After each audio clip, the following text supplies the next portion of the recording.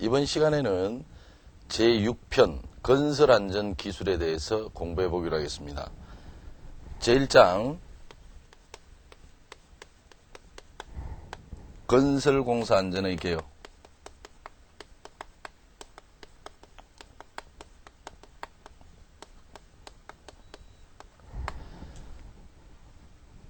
자, 건설공사의 제 특성을 한번 보기로 하겠습니다.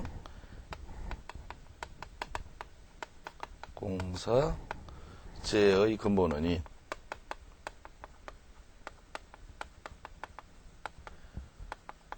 우리가 TV라든지 이런 데 보면 중대재해 발생 보도가 쫙 나오는데요. 제조업보다는 주로 건설 공사를 하면서 일어나는 산업재해가 중대재해가 많이 일어납니다. 그 이유가 뭐냐 그럽니다. 가장 근본적인 이유는 첫째, 작업 자체가 우리가 위험한 공정들이 많아요. 그래서 작업 환경이나 작업 자체의 위험성, 건축공사를 본다면 많은 공정들이 있죠. 제일 먼저 터파기 공정. 터파기 공정에서 주로 일어나는 재해 유형은 토사 붕괴입니다. 그 다음 기초, 그 다음에 구체공사 올라갈 때 여러 가지 공정을 하면서 재해가 많이 일어나고 특히 건축공사 같은 경우에는 고소 작업이 많습니다. 그래서 높이 2m 이상의 높이에서 작업하는 걸 고소 작업이라는데 거의 대부분 건축공사는 고소 작업이죠. 그러니까 작업 자체가 위험하기 때문에 이게 가장 근본적인 원인입니다. 두 번째는 어떤 위험이 있느냐. 설계대로 안 합니다. 설계 불이행. 거의 대부분 설계 변경을 한다든지 설계대로 이행을 안 하다 보니까 되고요. 그 다음에 하도급. 거의 대부분 하도급 주는데요.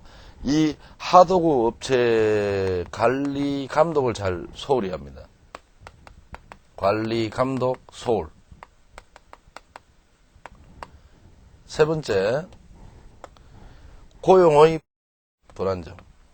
고용의 불안정. 즉, 건설공사에 종사하는 근로자들은 일용직이 많습니다. 일용직이 많다 보니까 고용이 불안정하고, 고용이 불안정하다 보니까 안전교육이 제대로 되질 리가 없죠. 그래서 안전교육이 잘못되지니까 안전의식이 부족해진다. 그런 말입니다. 실례로 건설공사에 종사하는 근로자는 채용식 교육도 일반 제조업체에서 근무하는 근로자는 8시간 이상 교육을 시키는데 건설업은 1시간만 교육시키고 투입하잖아요. 그런 걸 보아서도 안전의식이 부족해질 수밖에 없다. 네 번째로는 안전기법 인식이 부족합니다.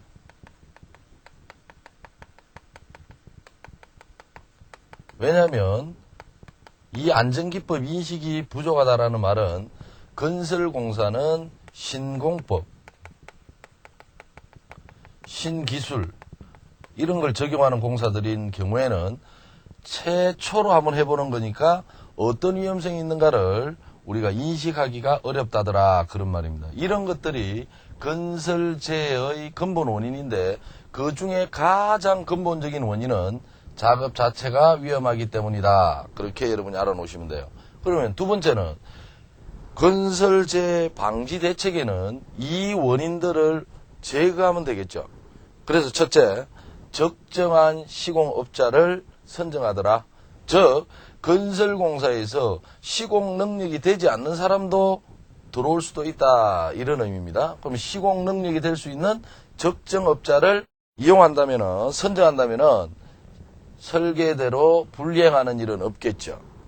두 번째, 설계 이행 및 하도업체 관리를 철저히 하고, 세 번째는 공사 기간이나 공정을 적정화한다. 즉, 공사 기간을 단축시키기 위해서 무리한 작업이 진행되는 그런 경우에 재해가 일어나는 경우도 있기 때문에 이런 말들을 쓰고요. 그 다음 반드시 안전의식이 부족할 때에는 뭘 시킨다고요? 안전교육을 시킨다더라. 그 다음 5번째, 우리가 건설공사를 할 때에는 항상 공사 금액에 안전보건관리비를 포함시킵니다. 그 안전보건관리비를 반드시 적정하게 기준을 설정해서 그거는 안전관리나 보건관리하는 이외에 써서는 안 된다. 그런 의미로 여러분이 알고 계시면 되겠습니다. 2번째, 집안의 조사. 이 집안의 조사는 왜 해요? 어떤 집안으로 이루어져 있느냐를 사전에 파악해야만이 공기나 또는 공법이나 또는 공사비가 결정이 됩니다. 그래서 집안을 반드시 건설공사를 하기 전에는 조사를 하는데, 조사하는 방법에는 첫째, 시험 파기가 있습니다. 시험 파기라는 것은 여러분이 2번째 줄에 밑줄만 치면 돼요. 우물을 파듯이 파보아 헐거의 성질이나 용수량 등을 조사하는 방법이다. 그 말을 여러분이 줄거 놓으시기 바랍니다. 그 말. 2번째, 짚어보기. 이 짚어보기라는 것은요, 철봉에 의한 검사다. 이렇게 하나 적어놔요. 철봉에 의한 검사다. 즉, 뾰족한 철봉을 사람의 인력으로 땅속에 꽂아 내립니다. 그래서 손에 느껴지는 감촉을 가지고 집안이 단단한 집안이다, 연한 집안이다, 이런 것들을 판정하는 방법이 짚어보기, 철봉에 의한 방법, 그렇게 얘기합니다. 그래서 끝이 뾰족한 지름 25에서 32mm를 사람의 힘으로 꽂아내려서 그때 손에 전달된 촉감으로 집안의 경, 연질 상태, 진해력 등을 측정하는 방법인데요. 이 짚어보기는 결과가 다르게 나올 수도 있습니다. 사람에 따라서 결과가 다르게 나온다. 이 말은 측정 결과가 정확하지 못하다. 그렇게 여러분이 알고 있으면 돼요. 그러면 짚어보기에 의해서 집안을 조사할 경우에는 그 조사자는 많은 경험이나 많은 연륜이 있어야만 한다. 아무나 할 수 있는 것은 아니다. 그렇게 여러분이 알고 계시면 됩니다. 세 번째로 가장 많이 쓰이는 방법이 보링입니다. 보링. 구멍을 뚫어서 집안을 조사하는 방법인데, 첫째, 보링에는 기계식 보링이 있고요. 2번째는 인력식 보링이 있습니다. 기계식 보링이라는 말은 기계의 힘을 이용해서 집안을 구멍을 내는 거죠. 그래서 기계식 보링에는 종류가 3가지가 있습니다. 충격식, 수세식, 회전식. 요 보링에서 종류 정도는 여러분이 별표 2층에서 암기하고 계셔야만 합니다. 인력식 보링에는 오그 보링이 있습니다. 오그 보링. 자, 이 충격식이라는 것은 여러분이 정의 하나 줄 겁시다. 비교적 굳은 지층의 와이어로프 끝에 비트를 달아 60에서 70cm 정도로 움직여 구멍 밑에 턱 떨어뜨려요. 구멍 밑에 떨어뜨리면 그 흙들이 부서지겠죠. 그 부서진 흙을 퍼내서 집안을 조사하는 방법을 충격식이라 합니다. 그래서 흙을 부수어 끄집어내서 분석하는 방법이다 정도만 여러분이 알고 있으면 되고요. 수세식 보링은 이런 형태입니다. 외관을 이렇게 때려박고요. 내관을 때려박아서 내관 끝을 압축기를 구동해서 물을 뿜어내립니다. 그러면 이 물에 의해서 물은 이렇게 솟아나오겠죠? 이렇게 솟아나오는 물을 이 침전조에 받습니다. 물을. 그러면 씻겨 올라온 집안도 여기 내려오겠죠? 그럼 물은 위에 떠 있고 집안은 밑에 가라앉을 거예요. 그래서 이 물을 끄집어내고 이 집안을 조사하는 방법을 수세식 보링이다 라고 얘기합니다. 그래서 밑줄 쳐야 될 거는 외관은 50에서 65mm, 그 다음 내관은 25mm 정도의 관을 땅속에 때려박고 압축기를 구동해서 물을 뿜게 함으로써 내관 밑의 토사를 씻어 올려 지상의 침전통에 침전시켜 지청 상태를 판단하는 방법이다. 그 다음 회전식 보링은요. 회전식 보링은 정확성이 뛰어나다. 네모해놔요. 가장 정확성이 뛰어납니다. 정확성이 크다. 몇 메다 지점에 어떤 집안, 몇 메다 지점에 어떤 집안을 정확하게 조사할 수 있는 방법이 회전식 보링입니다.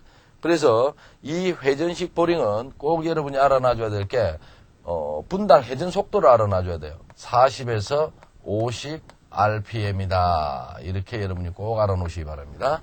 40에서 50 RPM 정도의 회전 속도를 이용해서 집안을 굴착해 내는 방법이다. 그 정도만 여러분이 알고 있으면 되고요. 인력식 보링은 오거 보링이에요. 오거라는 것은 장비가 이래요. 이렇게 해서 이게 드릴날처럼 이렇게 생긴 거 이렇게 붙어 있습니다. 사람이 손을 잡고 이걸 회전시킵니다. 그러면 땅속에 들어가면 이 흙의 부피만큼 흙이 밖으로 튀어나오겠죠. 그걸로 분석하는 방법을 오거 보링이다. 그렇게 여러분이 알고 있으면 돼요.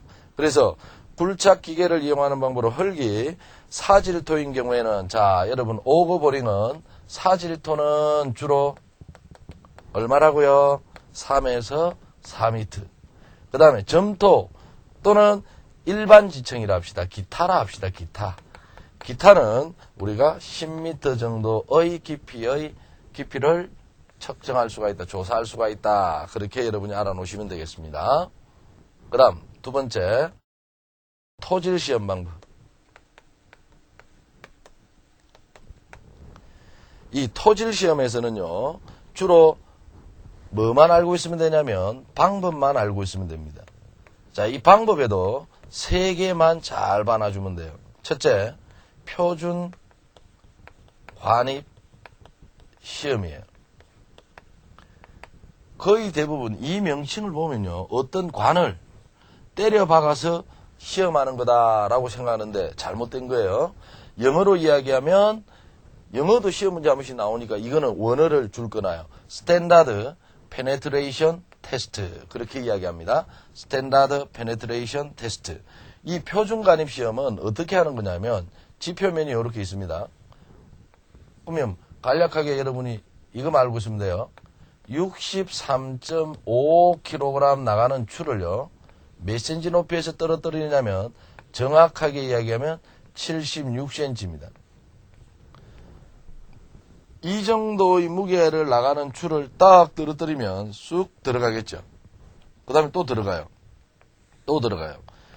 들어가는데 몇 cm 들어갈 때까지의 깊이를 이야기하느냐면 30cm 관입될 때까지 계속 떨어뜨려요.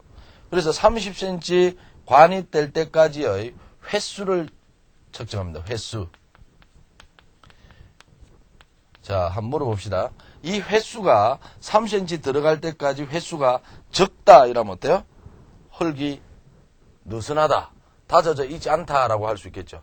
횟수가 많으면 많을수록 단단한 집안이다. 그렇게 얘기할 수 있을 거다. 그런 말이에요. 그래서 여러분이 꼭 알아놔줘야 될 게 63.5kg, 76cm, 30cm 요 세 가지를 꼭 기억하고요. 이 표준관입 시험은 점토 집안이나 사질 집안에 다 쓸 수는 있겠지만 주로 어느 집안에 쓰느냐면 주로 사질 집안에 씁니다. 주로 사질 집안에 사용하는 방법이다. 이 말 여러분이 꼭 기억하시기 바랍니다. 표준관입 시험은 주로 어느 집안에 쓴다? 사질 집안에 쓴다. 그렇다고 점토 집안에 쓰지 않는 건 아니지만 일반적으로 요거를 기억해놔라 이 말입니다. 그러면 우리 교재에 보면 이 표준관입 시험은 이 타격 횟수 값을 측정하는데 그 타격 횟수 값에 따라서 판정하는 결과, 점토 집안의 판정 결과는 우리가 안 보더라도 사질 집안의 판정 결과는 알아놔야 돼요. 4 이하로 나온다 이러면 몹시 느슨하다 이렇게 이야기합니다. 느슨하다, 다져져 있지 않다, 느슨하다. 그 다음 4에서 10 사이가 나오면요, 4에서 10 사이가 나오면 느슨하다 그렇게 이야기합니다. 느슨하다. 그 다음에 10에서 30 사이가 나오면은요, 중간이다 라고 이야기합니다. 중간이다. 보통이다. 이게 보통이다. 그렇게 여러분이 알고 있으면 돼요. 그 다음에 30에서 50 사이. 이거는 뭐 시험 문제 보기에 그렇게 많이 나오는 건 아니지만 30에서 50 사이가 나오면 치밀하다라고 이야기하고요. 그 다음에 50 이상이 되면 매우 치밀하다. 매우 치밀하다. 그렇게 평가를 합니다. 자, 그 다음 두 번째는 베인 테스트를 설명하기로 하겠습니다. 이 베인 테스트는 주로 어느 집안에 쓰느냐?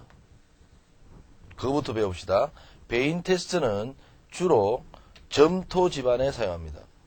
주로 점토 집안에 사용해요. 그래서 그림에서 보시다시피 십자로 된 베인 테스트가 있어요. 십자로 된 베인 테스트를 땅 속에 때려 박아서 회전을 시키는 거예요. 회전을 시켜서 뭘 검사하는 거냐면 헐거의 점착력. 점착력이라는 게 뭐죠? 끈적끈적한 정도. 점착력을 측정하는 시험을 우리가 베인 테스트다라고 여러분이 알고 계시면 돼요. 베인 테스트는 주로 점토 집안에 사용하는 토질 시험 방법으로 십자로 된 베인 테스트를 때려박아서 회전시켜서 헐거의 뭐요? 끈적끈적한 정도, 점착력을 측정하는 시험이다. 그래서 이 헐거의 점착력을 측정하게 되지면 점토 집안의 뭐를 계산할 수 있냐면 점토 집안의 전단 강도를 알 수 있습니다. 전단 강도. 좀 이따가 헐거의 전단 강도 배우게 되실 겁니다. 그래서 점착력을 측정한다. 다르게 이야기하면 점토 집안 전단 강도를 측정한다. 그렇게도 여러분이 알아놓으시면 되겠습니다. 그 다음 평판 제하 시험을 보기로 합시다. 평판 제하 시험은 제일 중요한 거는 뭐냐면 지내력 시험입니다. 지내력 시험이다. 건물을 우리가 이런 건물을 지어 올라가려고 합시다. 그러면 땅속도 파고 지하층을 만들 거 아닙니까? 그러면 이런 건물을 지어 올라갔을 때 이 기초에서 이 건물의 하중을 지지할 수 있어야 되겠죠? 그래서 이 건물의 하중에 대한 것을 이 기초 집안에 하중을 가해서 얼마만큼 침하느냐, 침하지 않느냐를 측정하는 시험이 평판 제하 시험입니다. 이 평판 제하 시험은 지내력, 땅의 견딜 수 있는 힘을 측정하는 건데 여기서 여러분이 꼭 알아놔줘야 될 거는요. 평판을 까는데요. 평판은 면적이 얼마냐면 면적, 뭐 사각형이든 원형이든 관계없어요. 면적은 0.2m 제곱을 씁니다. 다르게 얘기하면 이거는 2000cm 제곱을 얘기해요. 두께는 평판의 두께는 25mm 이상의 철판을 씁니다. 두 번째는 평판 제하 시험할 때 두 번째는 뭘 알아놔줘야 되느냐면요. 이 지내력 시험을 할 때 지표면에서 할까요? 예전 기초 저면에서 할까요? 지내력 시험은 이 지표가 견디는 힘이 아니라 내가 기초를 세우고 올라가려고 하는 요 지점에서 땅이 견디는 힘을 측정하는 거잖아요. 그래서 두 번째는 예정 기초 저면에서 실시합니다. 저면에서 실시. 그런데 어디에서 실시한다고? 요렇게 안 하고요. 지표면에서 실시한다 이런 말이 나오면 지표면에서 실시한다 이런 말이 나오면 틀렸다라고 여러분이 알아놔줘야만 합니다. 틀렸다. 그 다음 세 번째는 그러면 우리가 이 예정 기초 저면에 이렇게 돼 있는 저면에 평판을 깔고 여기에 가하는 하중은 어떻게 하느냐 이 말입니다. 자, 여러분 봐봐요. 여기에 건물을 이렇게 세워 올라갈 때 이 건물의 총 중량은 구조 계산에 의해서 얼마다라고 알 수 있겠죠. 그 다음에 이 지름을 안다면 요 면적을 알 수 있을 거예요. 그럼 총 하중의 면적을 나누면 1m 제곱당 작용하는 하중을 계산할 수 있겠죠. 그런데 우리가 평판은 면적이 0.2라 그랬으므로 0.2m 제곱에 작용되어지는 하중을 계산해낼 수 있다 이 말입니다. 그 하중이 계산되면 이 평판에 그 하중을 그는데 어떻게 하중을 가하느냐 이 말입니다. 예정 하중의 5분의 1 또는 1톤 이하로 한다. 이렇게 여러분이 알아놓으면 돼요. 예정 하중의 5분의 1 또는 1톤 이하로 한다. 그럼 만약에 0.2m 제곱에 가해지는 하중이 만약에 예를 들어서 10톤이다. 그러면 예정 하중의 5분의 1은 얼마예요? 2톤이죠. 또 1톤이죠. 이 두 개를 비교해서 요 큰 값을 한 번씩 가합니다. 2톤을 얹어갖고 치마되는 양을 측정하고 치마가 정지되면 또 2톤을 얹고 또 치마가 정지되면 또 2톤을 얹고 몇 톤이 될 때까지 계속 시험한다고요? 10톤이 될 때까지 계속 시험한다더라. 그렇게 여러분이 알아놓으시면 됩니다. 네 번째, 2시간에 0.1mm 이하로 침하면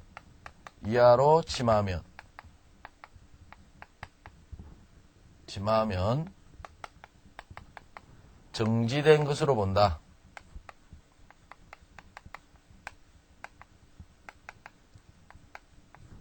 등등. 이 정도는 여러분이 알아놔야 돼요.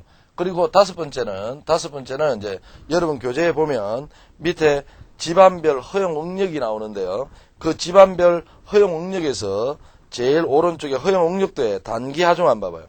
단기 하중은 장기 하중 허용 응력도 수치의 몇 배라고요? 2배. 그래서 단기 허용 진해력도는 장기 허용 진해력도의 몇 배다? 2배다. 그럼 다르게 이야기하면요. 장기 허용 진해력도는 단기 허용 진해력도의 몇 분의 1? 2분의 1이다. 이런 말도 여러분이 알고 계셔야만 합니다. 그리고 우리가 주로 이 단기 허용 진해력도라는 말은 뭔 말이냐면 요렇게 여러분이 알고 있으면 됩니다. 총 치마량이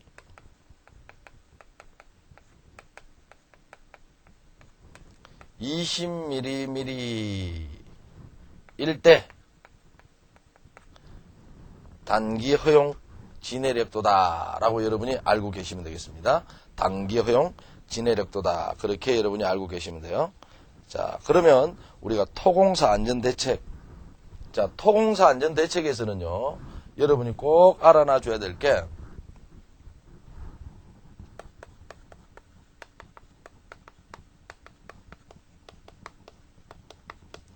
주로 흙에 대한 공사, 토공사는 우리가 주로 앞으로 얘기할 때 뭐와 뭘로 얘기할 거냐면 사질토와 점토로 얘기할 겁니다.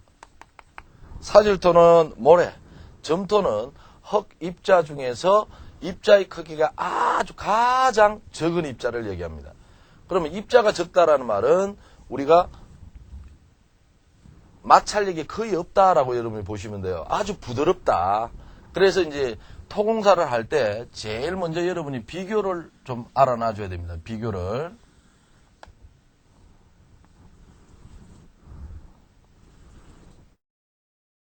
점토 집안하고요.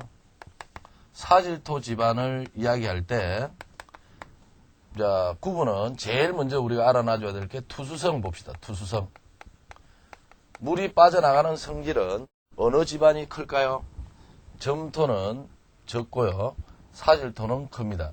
여러분, 점토는 여러분이 뭐라고 생각하시면 되냐면 진흙이라고 보면 돼요. 진흙. 알겠죠? 그래서 진흙 같은 경우에는 물을 부으면 잘 안 빠져나가요. 그러나 모래 같은 경우는 물을 부어놓으면 밑으로 쑥 빠지죠.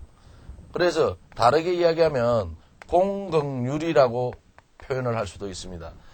흙과 흙 사이에 빈 공간을 공극률이라 하잖아요. 그래서 점토는 입자가 적다 보니까 공극률이 적고 사질토는 공극률이 크다. 그렇게 여러분이 알아놔셔도 되고요. 그 다음 마찰력을 봅시다. 마찰력. 마찰력은 표면이 거칠어야만 마찰력이 생기는 거예요. 그런데 점토는 표면이 매끈하잖아요. 그래서 마찰력은 적다. 여기서 여러분이 꼭 알아놔줘야 될 게 점토는 마찰력이 거의 0에 가깝다. 그렇게 이야기합니다. 그러나 사질토는 표면이 거칠죠.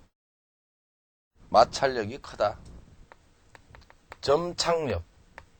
점착력은 입자끼리 달라붙는 힘이죠. 그래서 점토 집안 같은 경우는 점착력이 크다라고 이야기합니다. 진흙, 끈적끈적하게 달라붙는 힘이 크지요. 그럼 모래는 어때요? 입자 하나하나가 붙어있는 게 아니라 떨어지죠. 그래서 점착력은 적다. 요거는 가장 적다. 제로에 가깝다라고 여러분이 알아놔줘야 돼요. 그 다음 함수량. 함수량은 물을 함유하고 있는 양을 이야기하는데 점토는 물이 많이 들어있고요. 그 다음에 사질토는 물이 적게 들어있습니다. 그 다음 침하 시간.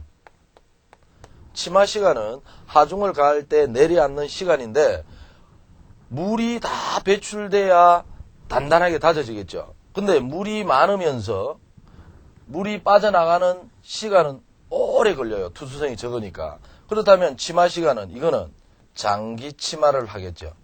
서서히 침하고. 물은 적은데 투수성은 커요. 그래서 이걸 단기 침하라 그래요. 단기 침하. 아주 많이 나옵니다. 점토 집안은 장기 침하, 사질 집안은 단기 침하다. 그 다음 침하량. 물의 부피만큼 가라앉으니까 침하량도 점토는 크고요. 사질토는 적습니다. 그래서 우리가 도로를 시공할 때 아스팔트를 깔기 전에 위에 뭘 깔죠? 모래를 깔고 물을 뿌리면서 다집니다. 왜? 빨리 침하가 일어나고 정지하기 때문이다. 그렇게 여러분이 알아놓으시면 됩니다. 시료 채취. 시료를 채취할 때 점토 같은 경우, 진흙 같은 경우에는 사람 손 모양으로 탁 잡아갖고 떼면 사람 손 모양 그대로 유지하죠. 섞이지 않습니다. 그래서 불교란 시료 채취한다. 그렇게 이야기하고요. 모래 같은 경우에는 여러분 해수욕장에 가서 모래를 한 주먹 딱 쥐면 사람 손 모양이 아니라 모래가 막 섞이죠. 그래서 섞이면서 채취한다. 그래서 교란 시료다. 이런 말을 씁니다. 교란 시료다. 그 다음에 토질 시험 방법. 토질 시험은 주로 점토 집안에 쓰이는 게 뭐라고요? 베인 테스트를 이야기합니다. 베인 테스트. 사질 집안에 뭘 많이 쓴다고요? 표준 관입 시험을 씁니다. 표준 관입 시험. 그 다음 탈수공법. 탈수공법은 우리가 주로 점토 집안에는 뭘 쓰느냐면 샌드 드레인, 샌드 드레인 공법과 페이퍼 드레인 머신,